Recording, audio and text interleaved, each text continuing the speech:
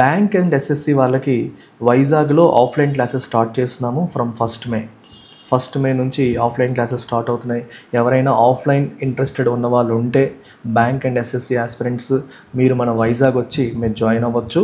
So మీకు merit based discount provide చేస్తున్నాం. అంటే మీరు ఆల్రెడీ ఒకసారి ప్రిలిమ్స్ క్లియర్ చేసి ఉంటే లేదా ఎస్ఎస్సిలో టైర్ 1 క్లియర్ చేసి ఉంటే you have 50% off on this program. అంటే మీకు బ్యాంక్ ఇన్ఫినిటీ 10,000కి, అలాగే బ్యాంక్ అండ్ ఎస్ఎస్సి కాంబో మీకు 12,500కి వస్తుంది, ప్రొవైడెడ్ మీరు ఆల్రెడీ ఒకసారి క్లియర్ చేసి ఉంటే. బిగినర్స్కి సేమ్ ఫీజే ఉంటుంది. అండ్ ఆఫ్లైన్ ఎవరు జాయిన్ అవుతారో వాళ్ళకి ఆన్లైన్ యాక్సెస్ ఫ్రీగా ఇస్తున్నాం. ఆన్లైన్ యాక్సెస్ అనేది కంప్లీట్గా ఫ్రీగా ఇవ్వడం అనేది జరుగుతుంది.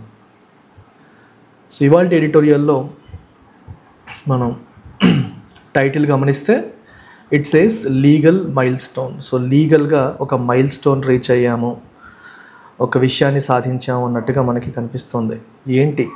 ఏంటి లీగల్గా మనం సాధించింది, ఆ మైల్ స్టోన్ ఏంటి అనేది ఒకసారి మనం గమనిద్దాం. What is the milestone that we have achieved today or yesterday?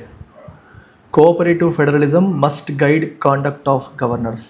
Governors యొక్క కాండక్ట్ అంటే ప్రవర్తన దేని ఆధారంగా నడవాలి? కోఆపరేటివ్ ఫెడరలిజం ఆధారంగా నడవాలి. గవర్నర్ యొక్క ప్రవర్తన అనేది కోఆపరేటివ్ ఫెడరలిజం ఆధారంగా నడవాలి. అంటే అర్థమేంటమ్మా? సెంటర్ మరియు స్టేట్స్ ఒకరితో ఒకరు సహకరించుకుంటూ అడుగులు ముందుకేసే విధంగా ఉండాలి, కానీ స్టేట్ ఫంక్షనింగ్లో సెంటర్ అడ్డుపెట్టేలాగా, దానికి గవర్నర్ ఒక పాత్ర వహించేలాగా ఉండకూడదు అనేది మేజర్ ఆస్పెక్ట్. అండ్ సుప్రీంకోర్టు ఒక జడ్జిమెంట్ కూడా ఇచ్చింది. తమిళనాడు గవర్నర్ కేసులో సుప్రీంకోర్టు ఒక తీర్పు ఇవ్వడం కూడా జరిగింది. సో తమిళనాడులో ఏం జరుగుతుందంటే, ఈ గవర్నమెంట్ బిల్లులు స్టేట్ లెజిస్లేటివ్ అసెంబ్లీలో బిల్లులు వీళ్ళు పాస్ చేసిన తర్వాత గవర్నర్కి పంపిస్తుంటే గవర్నర్ దాన్ని ఎస్సెంట్ ఇవ్వకుండా, అంటే అప్రూవల్స్ ఇవ్వకుండా వాయిదాలు వేయడం అనేది జరుగుతుంది. సో ఇట్లా జరుగుతూ ఏదో రకంగా ఈ లెజిస్లేటివ్ యాక్షన్స్ని స్తంభిస్తున్నారనమాట. సో కదలిక లేకుండా చట్టాలు అనేవి అమల్లోకి రాకుండా ఆయన అడ్డుపడడం అనేది జరుగుతుంది. అందుకనే సుప్రీంకోర్టుకి వెళ్ళడం జరిగింది తమిళనాడు గవర్నమెంట్ వాళ్ళు. సో విచిత్రం ఏంటంటే, గవర్నర్ ఏవైతే బిల్స్ పెండింగ్ పెట్టారో, ఒక 10 బిల్స్ గవర్నర్ పెండింగ్లో పెట్టిన 10 బిల్స్ని సుప్రీంకోర్టు అప్రూవల్ ఇచ్చింది. సుప్రీంకోర్టు అనేది అప్రూవల్ ఇవ్వడం జరిగింది. సుప్రీంకోర్టు అప్రూవల్ ఇవ్వడం అనేది కొంచెం మీరు ఎంత విచిత్రంగా తీసుకోవచ్చు, ఎందుకంటే సుప్రీంకోర్టుకి లీగల్ పవర్స్ ఎక్కడ ఉన్నాయని చెప్పి మీరు అనుకోవచ్చు. కానీ సుప్రీంకోర్టుకి there is one article called 142. So article 142 ఏం చేస్తుందంటే సుప్రీంకోర్టుకి ఎక్స్ట్రాడినరీ పవర్స్ ఇస్తుంది. సో ఎక్స్ట్రాడినరీ పవర్స్ అంటే అర్థం ఏంటమ్మా? To do complete justice. ఏదైనా ఒక వ్యవహారంలో, ఏదైనా ఒక విషయంలో పూర్తి న్యాయం చేయడానికి ఏది అవసరమైతే అది చెయ్యొచ్చు అని ఆర్టికల్ 142 సుప్రీంకోర్టుకి స్వీపింగ్ పవర్స్, ఎక్స్ట్రాడినరీ పవర్స్ ఇస్తుంది. సో ఇందులో ఇది చెయ్యొచ్చు అది చేయకూడదని లేదు, ఏదైనా చేయడానికి సుప్రీంకోర్టుకి అధికారం అనేది వస్తుంది. దేనికోసం? To do complete justice. పూర్తి స్థాయిలో న్యాయం జరిగేలా చూడడం కోసం it can do what ever it deems fit. ఏది అవసరమైతే అది చెయ్యొచ్చని. సో ఈ విషయంలో ఈ బిల్స్ ఎప్పటి నుంచో ఆయన పెండింగ్ పెడుతూ స్టేట్ గవర్నమెంట్ని ఇబ్బంది పెడుతున్నారని చెప్పి సుప్రీంకోర్టు తన ఆర్టికల్ 142 ద్వారా వచ్చిన తనకి ఎక్స్ట్రాడినరీ పవర్స్ని యూజ్ చేసి ఆ బిల్స్కి ఎస్సెంట్ ఇవ్వడం కూడా జరిగింది. ఇది మన కాన్స్టిట్యూషనల్ హిస్టరీలో I think is the first time. అంటే సుప్రీంకోర్టు ఒక బిల్లుకి అప్రూవల్ ఇవ్వడం అన్నట్టు ఇది చూడడం ఇది ఫస్ట్ టైం అనమాట. గవర్నర్ అసెంట్ ఇచ్చినట్టే అని సుప్రీంకోర్టు డిక్లేర్ చేసింది. The Supreme Court's judgment on the conduct of Tamil Nadu Governor R.N. Ravi is said to have a far-reaching impact on center-state relations. Supreme Court RN Ravi conduct మీద, ఆయన ప్రవర్తన మీద Supreme Court ఇచ్చిన judgement అనేది is set to have a far reaching impact. Far reaching అంటే wide impact ఉంటుంది on centre state relations అని చెప్పి అంటున్నారు. Underscoring as it does India's federal principles in what are undoubtedly fraught times. Federal ప్రిన్సిపల్స్ని మరొకసారి ఈ judgement underscore చేసింది. Underscore చేయడం అంటే నొక్కి చెప్పింది అని అర్థం అనమాట. అంటే దాన్ని ఎంఫసైజ్ చేసింది అని అర్థం. In what are undoubtedly fraught times అంటే టెన్షన్స్తో కూడిన టైమ్స్. అంటే సెంటర్ స్టేట్ రిలేషన్స్ అనేవి అంత మంచిగా లేవు, ఒకరికి గొడవలు జరుగుతున్నా టైమ్స్ ఇవి అనే ఉద్దేశంలో మనం ఫ్రాడ్ టైమ్స్ అనే పదాన్ని వాడతాం. A situation which is filled with lot of uncertainty, lot of tensions అనే మీనింగ్ మనం తీసుకోవచ్చు. అలాంటి యాంగ్జైటీతో ఉన్న టైమ్స్ ఇవి. ఫెడరల్ ప్రిన్సిపల్స్ అంటే అర్థం ఏంటమ్మా? ఫెడరల్ అంటే సెంటర్కి స్టేట్కి రిలేషన్స్ ప్రాపర్గా, పవర్స్ ప్రాపర్గా షేర్ అవ్వాలి అనే దాన్ని ఇక్కడ ఇండికేట్ చేస్తుంది. ద వర్డిక్ట్ అంటే తీర్పు, enhances the administrative autonomy of the states యొక్క అడ్మినిస్ట్రేటివ్ ఆటానమీని ఇది ఎన్హాన్స్ చేస్తుంది. అడ్మినిస్ట్రేటివ్ ఆటానమీ అంటే అడ్మినిస్ట్రేషన్ విషయంలో స్టేట్స్ సొంతంగా నిర్ణయాలు తీసుకునే అధికారాన్ని మనం అడ్మినిస్ట్రేటివ్ ఆటానమీ అంటాం, దాన్ని ఇది ఎన్హాన్స్ చేస్తుంది. And regulates the functioning of the constitutional offices యొక్క ఫంక్షనింగ్ని కూడా ఇది రెగ్యులేట్ చేస్తుంది. కాన్స్టిట్యూషనల్ ఆఫీస్ అంటే ఇక్కడ గవర్నర్ ఆఫీస్ యొక్క ఫంక్షనింగ్ని ఈ తీర్పు అనేది రెగ్యులేట్ చేస్తుంది. అంటే ఎలా ఉండాలి, గవర్నర్ ఏం చేయాలి, ఎంతవరకు వెళ్ళాలి అనే విషయాన్ని ఇది రెగ్యులేట్ చేస్తుంది కూడా, with implications for the entire country. దీని ఇంప్లికేషన్స్ ఎంటైర్ కంట్రీ పైన ఉన్నాయి. With implications for the entire country, మొత్తం కంట్రీకి దీని యొక్క ఇంప్లికేషన్ అంటే కాన్సిక్వెన్సెస్ వ్యాపిస్తాయి. In the case which concerns mister Ravi's handling of 10 bills passed by the state assembly pass చేసిన 10 బిల్లుల విషయంలో ఈ కేసు ఉంది. The court has effectively changed how governors carry out their constitutional responsibilities.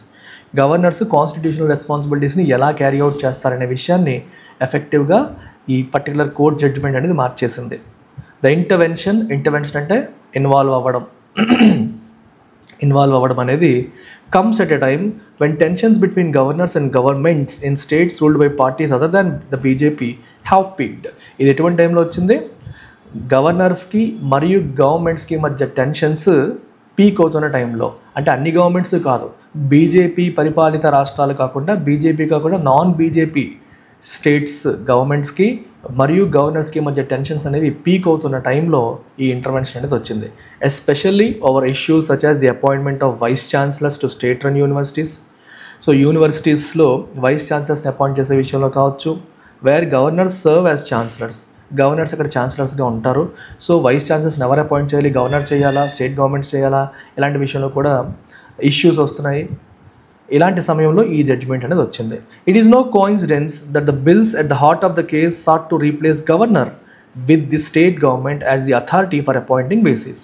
అసలు ఆ బిల్స్ మెజారిటీ ప్రాబ్లం ఏంటంటే ఈ state governments state లెజిస్లేచర్లో చేస్తున్న బిల్స్లో ఏం చెప్తున్నారు, యూనివర్సిటీస్లో వైస్ ఛాన్సలర్స్ని అపాయింట్ చేసే అధికారం ఛాన్సలర్ అయిన గవర్నర్కి కాకుండా స్టేట్ గవర్నమెంట్స్కి ఉండేలాగా వాళ్ళు మార్పులు చేసేసారు. అంటే గవర్నర్ అధికారాన్ని తగ్గిస్తూ బిల్లు తీసుకొచ్చారు. ఆ బిల్లుకి గవర్నర్ అప్రూవల్ ఇవ్వట్లేదు. అది పరిస్థితి సింపుల్గా చెప్పాలంటే. Mister Ravi had forwarded these bills to president Droupadi Murmu after they were readopted by the state assembly. So mister Ravi ఏం చేశారు, ఈ బిల్స్ని ద్రౌపది ముర్ముకి ఫార్వర్డ్ చేశారు ప్రెసిడెంట్కి. After they were readopted, first ఆయన రిజెక్ట్ చేశారంటే ఏం చెప్పకుండా కూర్చున్నారు. మళ్ళీ స్టేట్ అసెంబ్లీ మళ్ళీ చేసి మళ్ళీ పంపింది. ఈసారి ద్రౌపది ముర్ము ప్రెసిడెంట్కి వాటిని ఫార్వర్డ్ చేసేసారు. The court held that the bills were deemed to have received assent. Court ఏం చెప్పింది ఇప్పుడు, the bills were deemed to have received assent అంటే గవర్నర్ అసెంట్ వచ్చినట్టే. You have to regard it as they have received assent. So which means ఆ చట్టాలు అమల్లోకి వచ్చేసినట్టే. చట్టాలు అమల్లోకి వచ్చేసినట్టు వాటిని ఇంకా మీరు ఇంక ఇంప్లిమెంట్ చేసేసుకోవచ్చు అన్నట్టు. It described the governor's action of referring the bills to the president as not bona fide.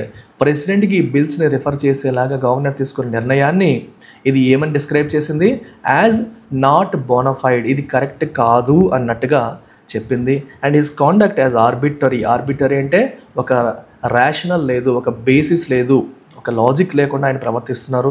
Non EST అంటే నల్ అండ్ వాయిడ్ అని అర్థం. ఇది Latin legal term. It means null and void. ఆయన కాండక్ట్ అనేది కరెక్ట్ కాదు, తప్పు. అండ్ ఎరోనియస్ ఇన్ లా, చట్ట ప్రకారం తప్పు అని చెప్పేసి చెప్పడం అనేది సుప్రీంకోర్టు చెప్పడం అనేది జరిగింది. సో ఇది మనకి సుప్రీంకోర్టు ఈ కేసులో ఆయన గురించి మాట్లాడిన. నాట్ బోనఫైడ్ అంటే నాట్ రియల్ అని అర్థం, నాట్ జెన్యూన్ అని అర్థం. Language that resembled a performance appraisal of the gubernatorial office. ఎలా ఉందంటే సుప్రీంకోర్టు యొక్క లాంగ్వేజ్ ఈ గవర్నర్ యొక్క ఆఫీస్, గవర్నటోరియల్ ఆఫీస్ అంటే గవర్నర్ యొక్క ఆఫీస్ యొక్క పర్ఫార్మెన్స్ అప్రైజల్, ఈయన ఎలా పనిచేశారనే దానికి అప్రైజల్ ఇచ్చినట్టుగా, ఒక విశ్లేషణ చేసి అప్రైజల్ ఇచ్చినట్టుగా ఈ లాంగ్వేజ్ అనేది ఉంది. అప్రైజల్ అంటే అర్థం ఏంటమ్మా, వాళ్ళకి ఒక రేటింగ్ ఇచ్చినట్టు, గవర్నర్ పర్ఫార్మెన్స్ ఎలా ఉంది అని రేటింగ్ ఇచ్చినట్టు. సో కంప్లీట్గా నెగిటివ్గా ఆయన సుప్రీంకోర్టు వ్యాఖ్యానించింది. ఇన్ నార్మల్ సర్కమ్స్టాన్సెస్, నార్మల్గా అయితే such a severe reprimand would have resulted in the resignation of the person whose conduct was under scrutiny. ఎవరి ప్రవర్తన అయితే స్క్రూటినీలో ఉందో, ఎవరి ప్రవర్తన అయితే సరిగ్గా లేదని అంటున్నామో అలాంటి వ్యక్తి ఇలాంటి సందర్భంలో నార్మల్గా అయితే రిజైన్ చేస్తారు. ఎందుకంటే సుప్రీంకోర్టు మనల్ని ఎన్ని అక్షంతలు వేసిందంటే మనం సరిగ్గా ప్రవర్తించట్లేదు అనే విషయం అర్థమవుతుంది కాబట్టి ఆయన రిజైన్ చేస్తారు. ఇక్కడ ఎవరు? Mister Ravi. But these are not normal circumstances. కానీ మనం నార్మల్ సర్కమ్స్టాన్సెస్లో మనమేం లేము, ఎక్స్ట్రాడినరీ సర్కమ్స్టాన్సెస్లో ఉన్నాం. And mister Ravi was certainly playing the politically partisan role assign to him by the government at the centre. అండ్ రవి ఏం చేస్తున్నారు? Was certainly playing the politically partisan role. Politically partisan అంటే ఒక పార్టీకి అనుకూలంగా ఉండే రోల్ ఆయన ప్లే చేస్తున్నారు. Assign to him by the government at the centre. Centre ఆయనకి గవర్నమెంట్, సెంటర్లో గవర్నమెంట్ ఆయనకి అసైన్ చేసిన రోల్ని ఆయన ప్లే చేస్తున్నారు. ఓకే, ఇవి నార్మల్ సర్కమ్స్టాన్సెస్ అయితే కాదు, లెడ్ బై ద బీజేపీ అని చెప్పి మనం చెప్తున్నాం. Which is inimically disposed to the DMK that is in power in Tamil Nadu. Hindrance was the strategy. So ఇక్కడ బీజేపీ ఏంటమ్మా? It is inimically disposed to the DMK. Inimical అంటే అర్థం ఏంటమ్మా? ఇనిమికల్ అంటే హార్మ్ఫుల్ అని. అంటే డిఎంకేకి ఏ రకంగానైనా సరే నష్టం కలిగించాలన్నట్టుగా ఉంది తప్పితే సెంట్రల్ గవర్నమెంట్ ఎలా ఉంది? డిఎంకేకి నష్టం కలిగించాలి, ఓకే, అబ్స్ట్రక్ట్ చేయాలి, వాళ్ళ పనిని ఇబ్బంది పెట్టాలనే మోడ్లో బీజేపీ ఉంది. And hindrance was the strategy. వాళ్ళ పనికి మనం అడ్డంకి, హిండ్రెన్స్ అంటే అడ్డంకి, అదే స్ట్రాటజీ. మీరు పుల్లలు పెడుతూ ఉండండి, వాళ్ళ పని కానివ్వకుండా ఇబ్బంది పెడుతూ ఉండండి అనేదే బీజేపీ గవర్నమెంట్ అక్కడ గవర్నర్కి ఇచ్చిన రోల్ లాగా కనిపిస్తోంది. ఇటు ఎటువంటి రోల్? అది పార్టిసన్ రోల్. అంటే ఒక పార్టీకి అనుకూలంగా ఉండే రోల్ కాబట్టి దాన్ని మనం పార్టిసన్ రోల్ అని చెప్పేసి అంటాం. Okay, the significance of the judgement goes beyond the censure of a particular governor. అయితే ఈ జడ్జ్మెంట్ యొక్క సిగ్నిఫికెన్స్ ఒక్క తమిళనాడు కేసుకి సంబంధించిందేనా అంటే కాదు. It goes beyond the censure of a particular governor. ఒక పర్టికులర్ గవర్నర్ని క్రిటిసైజ్ చేశారు అన్నంత వరకే కాదు, దానికంటే ఎక్కువే ఉంది దీని సిగ్నిఫికెన్స్ అని చెప్పేసి అంటున్నాము. సెన్ష్యూర్ అంటే విమర్శ, క్రిటిసైజ్ చేయడం అని అర్థం. It lays down definite timelines for the governors to act on bills. మీరు గవర్నర్స్కి మీ దగ్గరికి బిల్ వచ్చినప్పుడు మీరు స్పెసిఫిక్ టైం ఫ్రేమ్లో రెస్పాండ్ అవ్వాలని కూడా టైమ్ లైన్స్ కూడా పెట్టింది ఈ particular judgement. It ensures that governors can no longer indefinitely delay legislation under the pretext of scrutiny or act whimsically or with impunity. ఏం చెప్తుంది ఇది? గవర్నర్స్ ఇండెఫినిట్గా లెజిస్లేషన్ని డిలే చేయకుండా ఈ జడ్జ్మెంట్ ఎన్ష్యూర్ చేస్తుంది. Under the pretext of, pretext అంటే excuse of scrutiny, scrutiny చేస్తున్నాము అన్న ఎక్స్క్యూజ్లో ఇండెఫినెట్గా లెజిస్లేషన్ని డిలే చేయకూడదు అని చెప్పి ఇట్ ఎన్ష్యూర్ చేస్తుంది.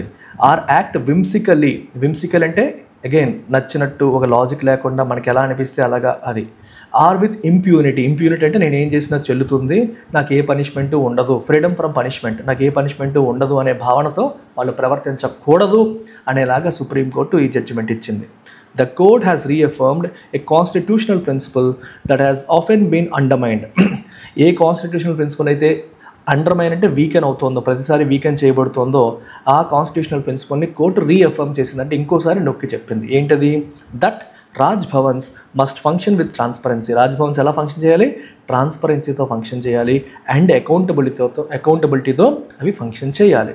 With the legislation now in force, the Tamil Nadu government has the authority to appoint VCs and must act swiftly to fill these vacancies in 12 universities and are made based on merit, integrity and competence given past allegations of corruption. So with the legislation now in force, so legislation ఇప్పుడు in force అంటే అర్థం ఏంటి? అమల్లోకి వచ్చేసింది అర్థం. So Tamil Nadu government ఇప్పుడు ఏం చేయొచ్చు? దానికి అథారిటీ వచ్చేసింది. దేనికి? టు అపాయింట్ వీసీస్, వైస్ ఛాన్సలర్స్ని అపాయింట్ చేయడానికి. అండ్ మస్ట్ యాక్ట్ స్విఫ్ట్లీ, ఇమీడియట్గా యాక్షన్ తీసుకోవాలి. దేనికి? To fill these vacancies in 12 universities. 12 యూనివర్సిటీస్లో వైస్ ఛాన్సలర్ పోస్టులు ఖాళీగా ఉన్నాయి, వాటిని ఇమీడియట్గా తమిళనాడు గవర్నమెంట్ ఫిల్ చేయాలి. And are made based on merit. So వీటిని మెరిట్ బేసిస్ మీద చేయాలి, ఇంటిగ్రిటీ అండ్ కాంపిటెన్స్ బేసిస్ మీద చేయాలి. అంతేగాని నచ్చిన వాళ్ళు, మా చుట్టాలు, తెలిసిన వాళ్ళు అన్న మూడ్లో చేయకూడదు.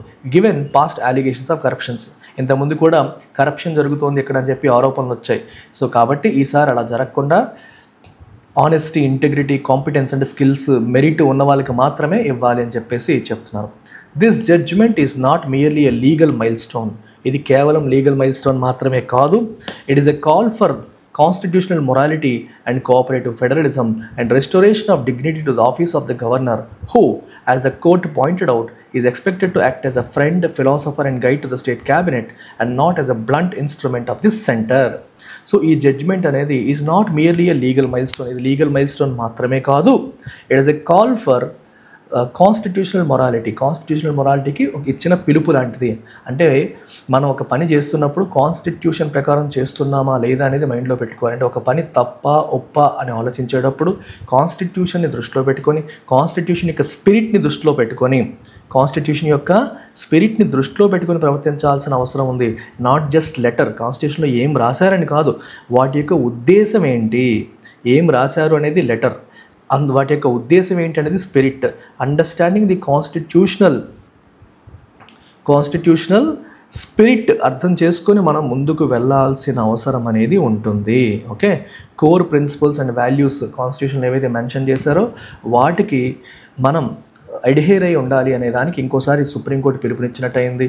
అలాగే కోఆపరేటివ్ ఫెడరలిజం అంటే రాష్ట్రాలకి మరియు సెంటర్కి మధ్య గొడవలు కాదు, కోఆపరేషన్ అనేది ఉండాలి, ఒకళ్ళ పని ఒకరు చేసుకునేలాగా, ఒకళ్ళ పనికి ఒకరు సహకరించుకునేలాగా ఉండాలి అనేది. అలాగే restoration of dignity to the office of the governor office dignity పోయింది, ఆ గౌరవం అనేది పోయింది రీసెంట్గా వాళ్ళు తీసుకున్న యాక్షన్స్ వల్ల. దానికి మళ్ళీ డిగ్నిటీ రావాలి అనే ప్రయత్నం కూడా మనకి జడ్జ్మెంట్ ద్వారా వస్తుంది. And governor as the court pointed out ఎలా అయిపోయారంటే ఎలా ఉండాలంటే is expected act as a friend, state గవర్నమెంట్కి ఒక ఫ్రెండ్గా, ఫిలాసఫర్గా, గైడ్గా ఉండాలి స్టేట్ క్యాబినెట్కి. అంతేగాని సెంటర్ చేతిలో ఒక బ్లంట్ ఇన్స్ట్రుమెంట్ లాగా ఉండకూడదు. ఓకే, బ్లంట్ అంటే మొండి, అంటే సెంటర్ ఏం చెప్తే చేసేలాగా ఒక మొండి ఇన్స్ట్రుమెంట్గా ఉండకూడదు. స్టేట్ క్యాబినెట్కి ఫ్రెండ్, ఫిలాసఫర్ అండ్ గైడ్గా ఉండాలి అనేది సుప్రీంకోర్టు జడ్జ్మెంట్ ఫైనల్గా మనకి ఇస్తున్న message. So summary of the article ఇక్కడ ఇచ్చాను, మీరు ఒకసారి చదువుకోవచ్చు. పీడిఎఫ్ మీకు LTX IAS టెలిగ్రామ్ ఛానల్లో ఉంటుంది. So tone of the author ఏంటి? సర్కాస్టిక్గా కాదు, న్యూట్రల్ అండ్ ఆబ్జెక్టివ్ అని చెప్పాలా? No. Critical yet hopeful? Yes. ఎందుకని? గవర్నర్ యొక్క యాక్షన్స్ని క్రిటిసైజ్ చేస్తూ వెళ్తుంది, at the same time supreme court judgement అనేది ఒక హోప్ మనకి ఇస్తుంది అన్నట్టుగా మనకి ఆర్టికల్ నడుస్తుంది. కాబట్టి we can go with critical and hopeful అనే దానికి మనం పెట్టొచ్చు.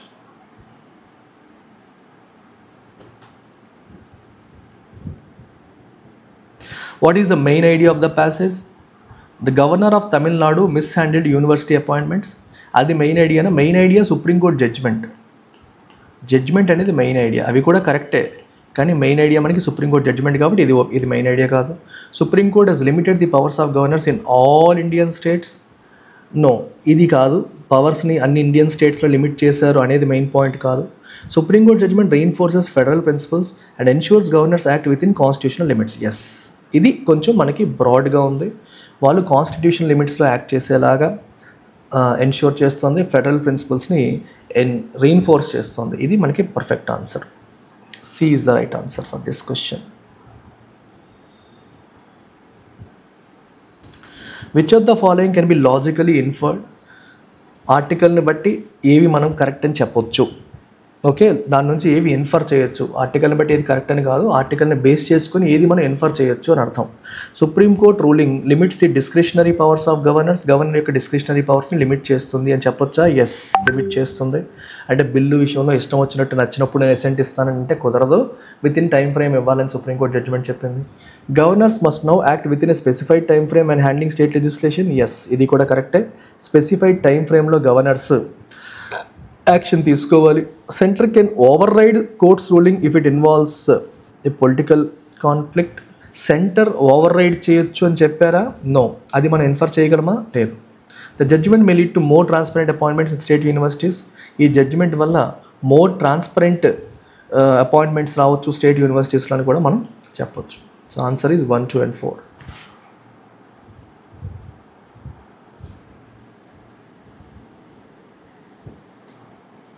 Which are the following assumptions underlie the author's argument in the passage? Author యొక్క ఆర్గ్యుమెంట్ని సపోర్ట్ చేస్తున్న అజంప్షన్స్ ఏంటి అనేది ఇక్కడ ఇచ్చారు. చూడండి. Governors have in recent times acted in politically partisan ways. Correct. Governors recent టైమ్స్లో పొలిటికల్లీ పార్టిసన్ వేస్, రాజకీయంగా ఒక పార్టీ కొన్ని పార్టీలకు అనుకూలంగా ఉండేలాగా ప్రవర్తించారు అనేది అజంప్షన్. అది ఆర్టికల్లో చెప్పరు. ఎజంప్షన్ అనేది ఆర్టికల్లో చెప్పరమ్మా. ఎప్పుడైనా చూడండి, ఇది ఆథర్ యొక్క ఆర్గ్యుమెంట్ అంటే ఆర్టికల్లో చెప్పింది ఇదైతే దీన్ని బేస్ చేసుకొని వచ్చేదాన్ని మనం ఇన్ఫరెన్స్ అంటాం. దీన్ని వెనకాల దీని యొక్క బేసిస్ని మనం ఎజంప్షన్ అంటాం. అంటే దేన్ని బేస్ చేసుకుని ఆథర్ ఇవన్నీ అంటున్నారు అనేది ఎజంప్షన్. ఆర్టికల్ని బేస్ చేసుకుని it's like assumption is the base for argument. ఇది ఆర్గ్యుమెంట్, ఇది ఎజంప్షన్. అండ్ ఆర్గ్యుమెంట్ నుంచి మనకి ఇన్ఫరెన్స్ వస్తుంది. Argument is the base for inference. Argument నుంచి ఇన్ఫరెన్స్ వస్తుంది, ఎజంప్షన్స్ నుంచి ఆర్గ్యుమెంట్స్ వస్తాయి. Strengthening cooperative federalism is essential for India's democratic functioning. Correct. ఎందుకని? మరి author democratic federalism, cooperative federalism ఉండాలని చెప్పి కోరుకుంటున్నారు కదా, ఆ పాయింట్ మళ్ళీ చెప్తున్నారు. అది ఉంటేనే డెమోక్రాటిక్ ఫంక్షనింగ్ పాసిబుల్ అని చెప్పి ఆయన భావిస్తున్నారు కాబట్టి దాన్ని స్ట్రెంథన్ చేయాలంటున్నారు. Judiciary plays a crucial role in maintaining constitutional checks and balances. ఇది కూడా కరెక్టే. జుడిషియరీ ఇంపార్టెంట్ రోల్ ప్లే చేస్తుంది constitutional checks and balances maintain చేసే విషయంలో. University appointments have always been based on merit and transparency. ఎప్పుడైనా సరే ఇలాంటివి వచ్చాయంటే మీరు కొట్టేయండి, చాలా సందర్భాల్లో తప్పు అవుతుంది. University appointments have always been, ప్రతిసారి కూడా మెరిట్ అండ్ ట్రాన్స్పరెన్సీ బేసిస్ మీదే ఉంటాయి అన్నారు. ప్రతిసారి మెరిట్ అండ్ ట్రాన్స్పరెన్సీ మీదే ఉంటే ఇంకా ప్రాబ్లం ఏముంది? అలా లేదు కాబట్టి problem. So answer is B. ప్రతిసారి అలా ఉంటే గొడవే ఉంది. పాస్ట్ కరప్షన్ అని కూడా రాశారు. సో ప్రతిసారి మెరిట్ అండ్ ట్రాన్స్పరెన్సీ మీద జరగట్లేదు, కానీ ఈసారి చెయ్యాలి అని చెప్పి రాశారు. Which of the following, if true, would most seriously weaken the author's argument in the passage? ఏది నిజమైతే ఆథర్ యొక్క ఆర్గ్యుమెంట్ని అది వీకెన్ చేస్తుంది? The governor delayed assent to the bills due to pending legal advice from constitutional experts. Governor ఎందుకు constitutional experts నుంచి legal advice కోసం wait చేస్తూ delay చేసేసారు అనేది కరెక్టా? State government had not followed due legislative procedure while readopting bills. Yes. ఇక్కడ point గమనించండి, author యొక్క ఆర్గ్యుమెంట్ని వీకెన్ చేసేది ఏంటి అని అడిగాడు. ఆథర్ ఆర్గ్యుమెంట్ ఏంటి? గవర్నర్ టైం బౌండ్గా ఎసెంట్ ఇవ్వాలి అని. గవర్నర్ టైం బౌండ్గా ఎసెంట్ ఇవ్వాలి స్టేట్ గవర్నమెంట్ ఇచ్చినప్పుడు అని చెప్పేసి ఆథర్ చెప్తున్నారు. సెకండ్ స్టేట్మెంట్ ఏం చెప్తుంది? స్టేట్ గవర్నమెంట్ అనేది బిల్లుని రీఅడాప్ట్ చేసినప్పుడు ప్రాపర్ లెజిస్లేటివ్ ప్రొసీజర్స్ ఫాలో అవ్వలేదని చెప్పి చెప్తుంది. మరి ప్రాపర్ లెజిస్లేటివ్ ప్రొసీజర్స్ ఫాలో అవ్వకపోతే మరి టైం బౌండ్గా ఎసెంట్ ఎలా ఇస్తారు? ఎవరు? సో ఈ స్టేట్మెంట్ ఎవరికి అనుకూలంగా ఉంది? గవర్నర్కి అనుకూలంగా ఉంది. మీరు ఒకటి గమనించండి, ఇలాంటివి ఈజీ క్వశ్చన్స్. ఇప్పుడు ఇది ఆథర్ అమ్మ. ఆథర్ గవర్నర్కి వ్యతిరేకంగా మాట్లాడారు. గవర్నర్ చేస్తున్న పనులు కరెక్ట్గా లేవని చెప్పారు. సో ఆథర్ యొక్క ఆర్గ్యుమెంట్ వీక్ అవ్వాలంటే గవర్నర్కి అనుకూలంగా ఉండే స్టేట్మెంట్ మనకు రావాలి. అనుకూలంగా ఉండే స్టేట్మెంట్ ఎక్కడ వచ్చింది? మనకి ఇక్కడ వచ్చింది. ఎలా వచ్చింది? రీఅడాప్ట్ చేసేటప్పుడు అసలు యాక్చువల్గా స్టేట్ గవర్నమెంట్ సరైన ప్రొసీజర్ ఫాలో, అంటే స్టేట్ గవర్నమెంట్ది తప్పు, గవర్నర్ది తప్పు కాదు అన్నట్టుగా ఈ స్టేట్మెంట్ చెప్తుంది.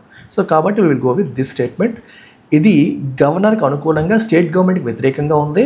ఆథర్ చెప్తున్న పాయింట్కి ఆపోజిట్. ఆథర్ ఏమో స్టేట్ గవర్నమెంట్కి అనుకూలంగా గవర్నర్కి వ్యతిరేకంగా మాట్లాడారు. దానికి ఎగ్జాక్ట్ ఆపోజిట్గా ఉంది కాబట్టి బి మనం కరెక్ట్ ఆన్సర్గా పెట్టొచ్చు.